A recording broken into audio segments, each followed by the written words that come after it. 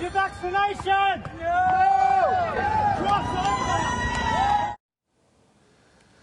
A horseback protester at Coolangatta yesterday calling on the maskless crowds to illegally cross the border as part of a weekend of anti-lockdown protests. And the backlash was quick and fierce. Police, politicians and thousands on social media slamming the demos for risking yet more COVID transmissions. Let's discuss Queensland Senator Amanda Stoker in Canberra and in Sydney, Triple M's Gus Wallen. Lovely to see you both. Thanks for your time. Senator, to you first of all, what did you think of the Queensland William Wallace? Look, I really do understand why people are frustrated, they've got pandemic fatigue and they want to know when they're going to be able to get back to normal life.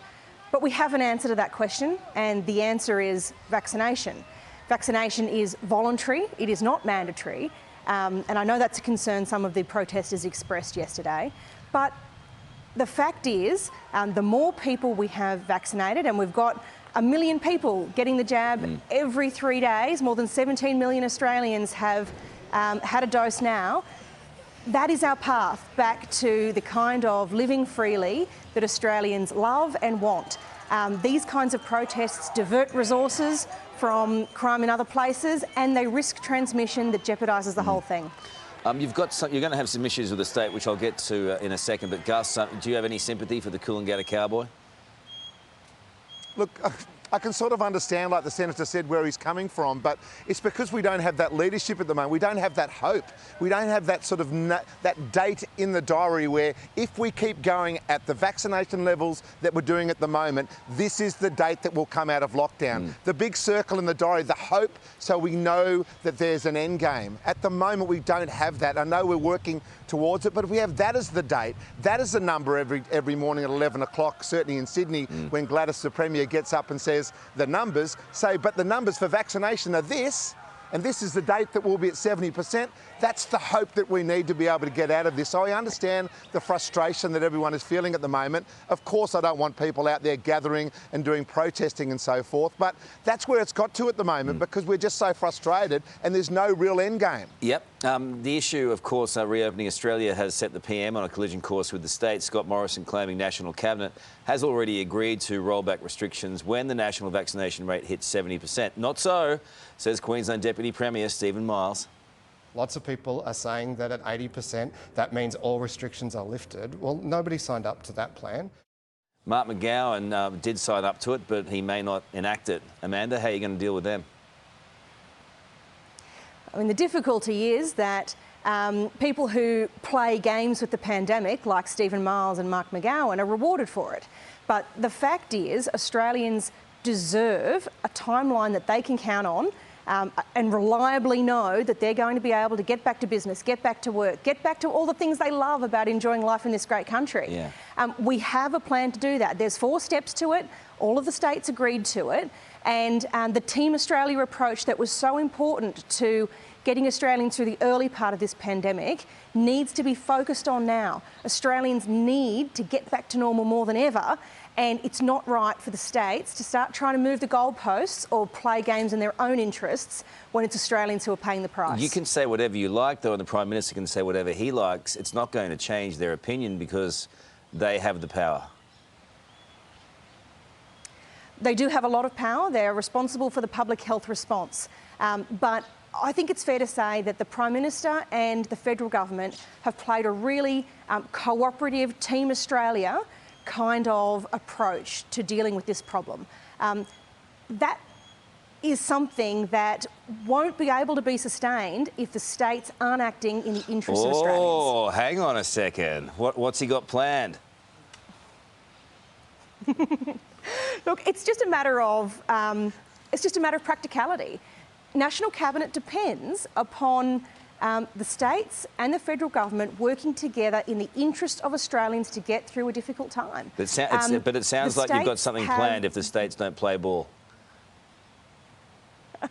Look, I think all Australians can expect and should expect firm action from the federal government in their interests. That's what we're doing with getting vaccinations into the community. 17 million done already, 1 million every 3 days. We're holding up our end of the bargain, and it's important that Australians demand the same of the states. I know that you're not going to say it, but Gus, I sense from Amanda that you do what any parent does when they've got an errant child. You cut their funding off. Yeah, absolutely. That's their power. That's their power play, and I understand it. And I think that's the sort of leadership that we need. We actually signed up to 70% everything opens up again. If that's what ScoMo's going to tell us is okay, you can't take that away from us. I understand Queensland, they just got in on a landslide. The WA bloke got in on a landslide. So, of course, they've got the power, haven't they, for their own states. But at the end of the day, we're Australia. And like the Senator said, going back to March last year, Karl, when you and I were talking on the Today Show about Team Australia, where's that gone? So let's get back to that, and let's realise that all these lockdowns are doing far more damage, like I said the other week, when it comes to people's anxiety, their depression, and of course the suicide rate. So let's start looking after people properly. Yeah, it's just terrible what is happening behind closed doors out there. Just before we go, a little later in the show, we're featuring this wonderful group. She dances down the street with her great big dinosaur feet. The new diverse, double the size, sparkly Wiggles. However, Matt Canavan, who's a killjoy in this kind of stuff, weighs into it this morning and says, you go woke, you go broke. Amanda, are you on Matt's side on this one?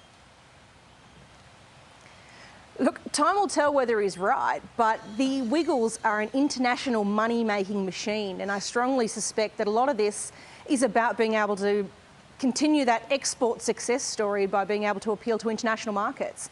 I think there will be some parents who are concerned about the age appropriateness of some of the messages around gender and so forth.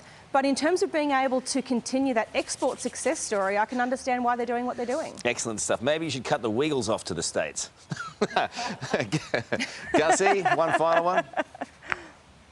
Yeah, I mean, fruit salad, yummy, hot potato, all that stuff is awesome, you know. And if there's some stuff there that the parents need to explain to their kids, well, be a parent and explain it to the kids. I think it's great that the fact that their audience is changing, so they're changing as well. And as we know, the Wiggles, as the Senator said, are an international sensation. I saw them in London when we were living there. They are literally awesome. So let's just let them do what they want. And if any questions pop up, be a parent and answer them. I won't be criticising the Wiggles. They're the greatest babysitters in the history of the world. No.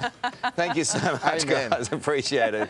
Good to talk to you. Straight ahead, you're looking at live pictures of Penrith's new Pfizer hub. Open this morning. How to get your shot if you live near there or thereabouts. Somewhere around there. Or in the state. Wherever you are. Just in Penrith. Plus this alarming COVID cluster. Cases growing at the Royal Melbourne. Victoria's hospital system stretched to the limit. And see what happens when The Rock surprises star spotters in Hollywood. Today Entertainment when we return. Stay with us.